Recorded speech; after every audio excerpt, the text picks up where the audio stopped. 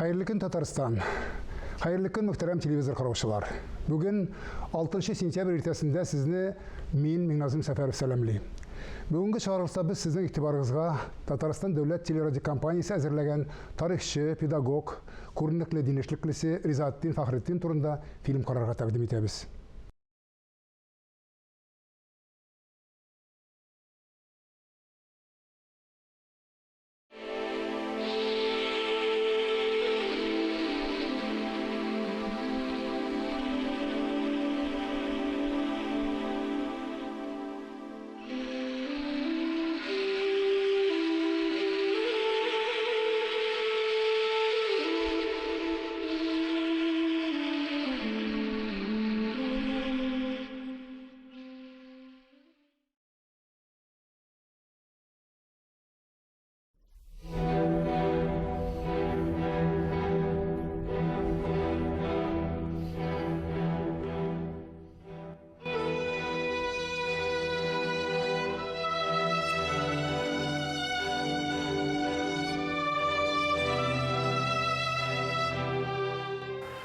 Rizaddin Fahrettin kim ol?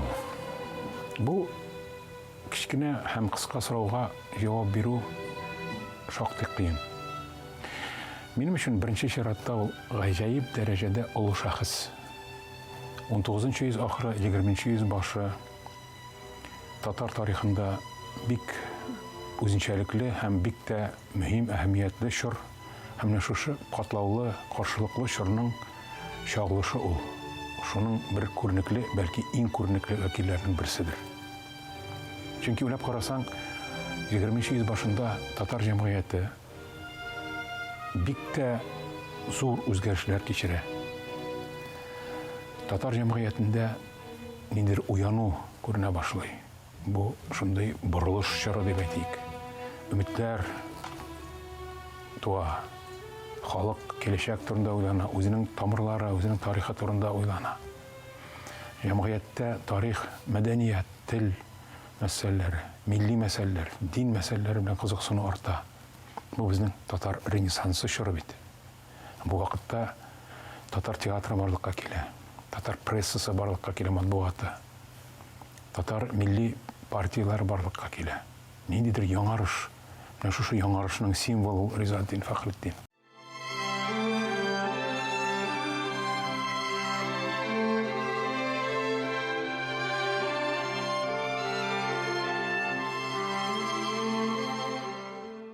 Rizaddin Fahrettin'in ismini qarasak, endi ul arab tilinden tercüme etsek dinning rizalığı deb tercüme etilir.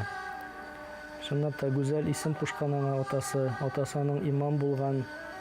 Ул үзе Кишушат авылында туа. Кишушат авылы ул инде хәзерге вакыттагы Әлмәт районындагы авыл. Ул шунда туып, 6-7 яшькә хәтлек менә дини сабакларны башта әнисеннән ала, аннары әнисеннән алганнан соң 1 ел Чистай мәдрәсәсендә гыйлем ала, аннары Чистай мәдрәсәсеннән кире әйләнеп кайтып, ул инде үзләренең авылларыннан ерак булмаган Түбән Чыршылы авылы дип тә әйтәләр. Түбән Чыршылы авылында ул шушы гыйлемне үзләштерә һәм инде менә барлыгы алганда ул 21 ел дәврендә шушы мәдрәсәдә укый. Мәдрәсәдә укыган вакытта Rizaddin Fahrettin'in қолына Шихабиддин Маржаниның Назуратул Хак деген әсәре килеп керә. Ул вакытта китап сатучы килә аларның авылына, шунда ул китапны сатып ала. Һәм аны укыганнан соң аның акылы ачыла. Ул укыйсы килеп китә, гыйлемгә мәхәббәт уяна. Шушы Маржани китапларын ул соңыннан укып, шуның үзенә бик зур гыйлем туплый башлаган. Кызганычка каршы инде ул аңа Шихабиддин Маржани белән очрашып, озын итеп сөйләшеп утырулар насыйп булмый. Маржани белән тиз вакытка гына очраша ул. Галим Суряннан син кем дип, Rizaddin Fahrettin тыйнак булганга күрә инде үзенең исемен әйтми, фақат мин фәлән авылдан килгән бер шәкертмен дип әйтә. Шул сүзләрдән соң инде Шиһабеддин Мәрҗани аңа бик игътибар итми, үз эшләре белән китә. Һәм соңыннан инде Изzetдин Фәхретдин үкенә, үземнең исемне әйтсәм, бәлки сөйләшер идек күбрәк дип.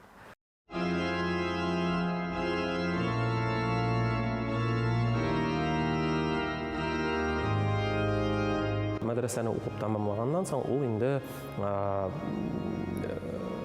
Петербургка, үзенең шәкертенең әтисе чакыруы буенча Петербургка бара. Петербургта баргачтан ул инде анда шундый ислам дөньясында танылган шәхес, реформатор да дип аны әйтәләр, Җамалетдин әл-Афгани белән күрешә, таныша һәм инде шуннан соң шушы шәхес белән аралашып, фикер алышып, сөйләшкәннән соң ул инде шулай ук әйтә, менә шулай ук миңа бу шәхес бик зур йогынты ясады дип. Һәм инде шушы сөйләшүдән соң ул инде кире өенә әйләнеп кайтып, үзенең менә шушы дини карашларын яңадан карап чыга һәм үзенә бер никадәр нәтиҗәләр ясап, алга таба гыйлем алу юлында алга таба эшен тырышлыгын куя.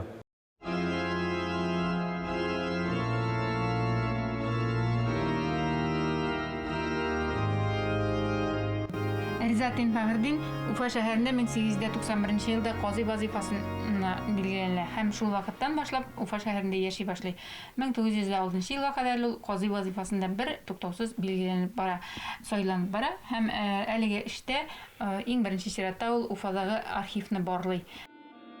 Ул шушы казыйлык эшен башкарган вакытта диния нәзәрәтендә шактый гына архивлар белән таныша, андагы булган материалларны өйрәнә, тәртипләштерә һәм инде шушы чорда ул инде менә үзенең бик мәшһүр булган шушы тарихи яктан ядкар булып торган әлеге көндә әсәр дигән күп томлы китабын яза. Һәм инде шушы әсәрне язу буенча ул инде үзенең устазыннан да рухлана. Мәсәлән, Шиһабеддин Мәрҗани шулай ук менә шундый библиографик әсәр язып калдыра. Бирегедә китапта күрәсез бар авылларның географик атамаларының күрсәткече һәм әлеге күрсәткеч буенча ачасың, карыйсың, кем турында язылган, әлеге шәхес кайсы якныкы, кайларда йөргән. Һәр барчасы аңлашыла, әлеге кешенең шәхеснең укыткан укучылары, шәкертләре, балалары барчасында күргән мөмкин. Мәгълүмат җыярга тырышкан ул китаплардан җыйганын, кабер ташларынан, кулъязмалардан, менә шулай кешеләргә хатлар язып сораган ул, менә шул кеше турында сез нәрсә дә булса белмисез дип. Кайбер кешеләр анарга җавап биргән, кайберләре бирмәгән инде менә шулай каршы килеп, ул кеше турында язарга кирәкми дип, менә ул күбрәк инде дини кешеләр булган инде. Аның шушы вакытта шактый языла серия дип аны әйтергә була, әхлак буенча. Риза Фәхретдин хатын-кыз мәсьәләсен бик нык тирәннән алган. Асыр башында хатын-кызны югары итеп күтәрергә ярамаган вакытта ул баштан язган нәсихат китапларын кыз балалар өчен дип шулай бит, аннан соң язган ул тәрбияле хатын, тәрбияле ана, аннан соң язган ул бик данлыклы безнең белә торган Сәлимә яки Гыйффәт Әсмә яки Гамәл вә җәза дигән әдәби хезмәтләрен, аннан соң әдәби хезмәтләрдә генә тукталып калмаган, ул язган энциклопедик хезмәтләр. Нинди хатын-кызларга без тигезләшергә тиешсең, нинди хатын-кызлар булган һәм нәрсәдән без сокланырга тиеш, анысы да бар. Һәм шунысы кызык, аның тәрбияле ата дигән хезмәте юк. Менә ни өчен юк дип уйлыйбыз, чөнки беренчедән инде бу тәрбияле ата дигән хезмәтне аңа хәтле Ибраһим Идрис дигән шәхесебез язган була. Һәм икенчедән безнең уйлавыбызча тәрбияле ата китабын язган булса һәм төрле сәбәпләр белән аның балалары начар юлдан киткән булса, аңа бит әйтерләр иде, менә син үзең тәрбияле ата китабын яздың, үзеңнең балаларың шундый, үзең тәрбияле була алмагансың дип. Бәлки шуннан ул шул сәбәп белән язмагандыр дип тә уйлыйбыз. Ул китаплар әле Уфа, Татарстан җирләрендә генә түгел, хәтта Кытайга да барып җиткән. Кытайда аның мәгърифәт, насихат китаплары буенча кызыксынганнар, аларны мәдрәсәләрдә дәреслек итеп тә кулланганнар. Гаиләдә алган тәрбияне аннары беркем дә боза да алмас дип әйтә ул. Шуңа күрә кешегә иң беренче шул әһәмиятле. Әгәр дә кеше гаиләдә дөрес тәрбияләнсә, аның фикере дөрес юлдан бара торган була. Киләчәктә ул кеше, ата кеше булсанмы, киләчәктә ана булсынмы, үзләренең балаларын да дөрес тәрбияләй алалар, милләтпәрвәр кеше буларак тәрбияләй алалар.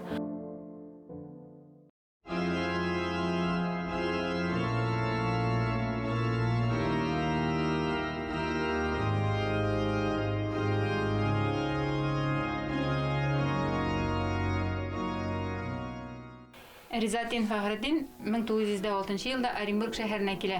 Һәм Оренбург шәһәреннән аны чакырып китерәләр бер туган Рәмиевләр Мөхәммәд Закир һәм Мөхәммәд Шакир Рәмиевләр. Сез аларның беләсез Дәртмәнд дип берсен шулай бит.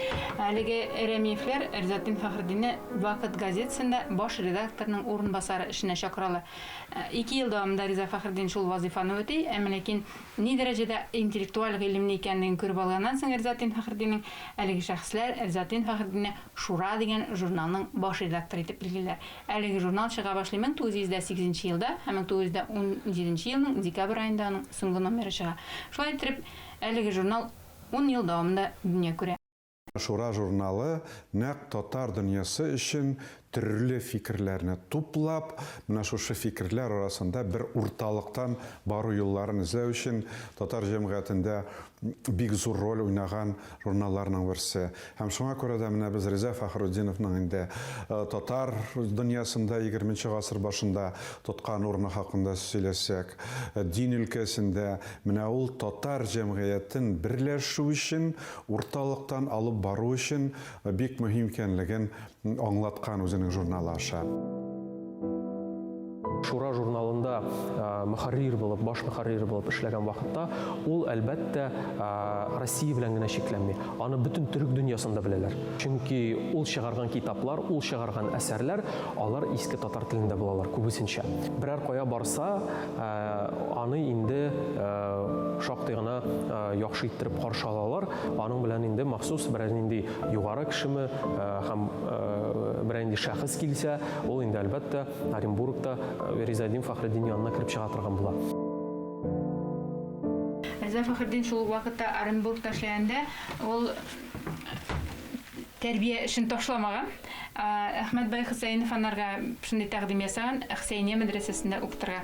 Һәм Риза Фахретдин бик теләп ризалашкан һәм кичкенәдән үзенә кирәкле булган гыйлемнәрне балаларга җиткерүне үзенең тырышлыгын ул менәмдә яңадан дәвам иткән. Ни өчен ул бик риза булган пирдәшләргә, чөнки башка мәдрәсәләрдә кадими фикердә, кадими дәреслекләр бирсәләр, биредә инде халыкка кирәкле булган география, хәзерге вакытта без менә зоология, биология һәм башка шундый дөньяви фәннәрне анда инде укыта башлаган булалар. Шуңа күрә Риза Фахретдин бик теләп ризалаша һәм биредә ул дин дәресләре бирә.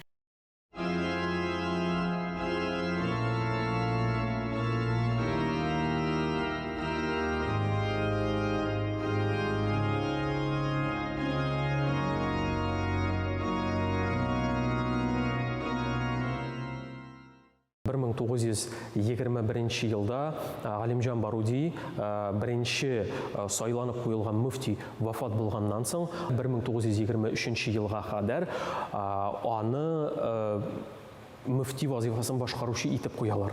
Аллаху акбар, Ризатин Фахретдиновның мөфти буларак сайлануы очраклы түгел. Һәм Ризатин Фахретдинов мөфти буларак ул менә 14 ел эшли, үлгәнче 36 елга кадәр. Бу чор менә Россия мөселманнары өчен бик катлаулы чорларның берсе булган. Чөнки бу инде революциядан соңгы большевиклар атеистик идеологияны әкренләп 17 елда алар әле ул идеологияны бик актив кулланышка кертмәгәннәр. Алар инде атеизм турында сөйләсәләр дә, менә нәкъ менә Ризатин Фахретдинов мөфти булган чорда атеистик идеология инде ул беренче планга чыга һәм инде большевиклар аны тормышка ашыра башлыйлар. أكبر.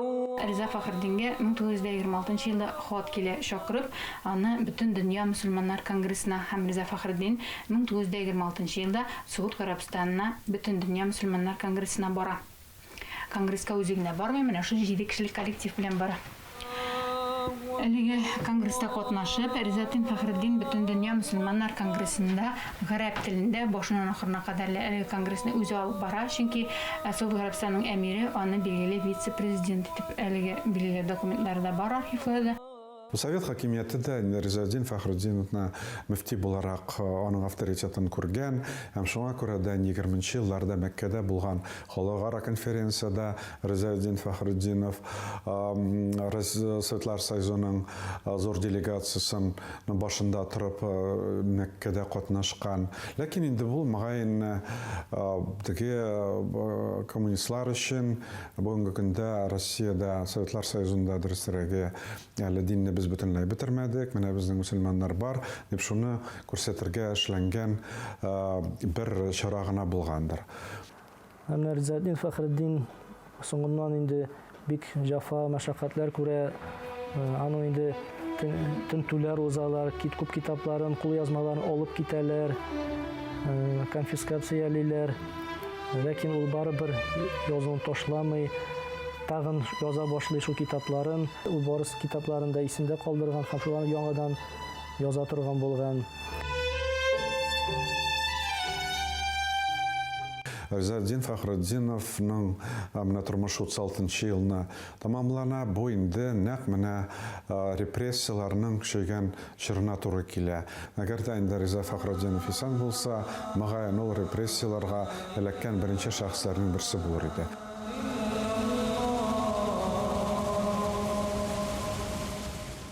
Ризаэддин Фахриддинов чыннан да ул 20-нчы гасыр өчен, башы өчен уникаль шәхесләрнең берсе, һәм аның менә татар дөньясында ислам динен үстерүдә, Совет хакимияте елларында ислам динен саклап калуда роле һичшиксез бик зур булган.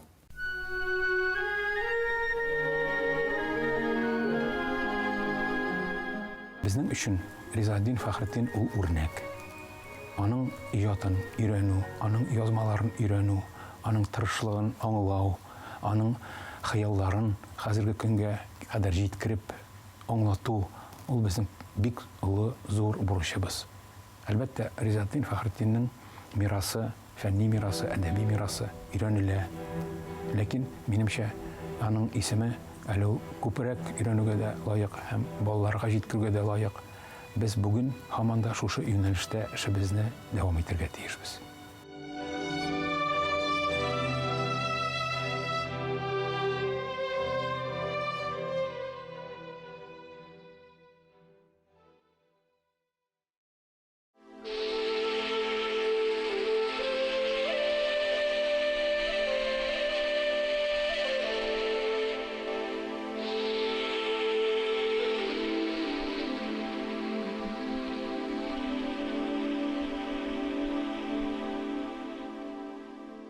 Бүгенгә шулар иде.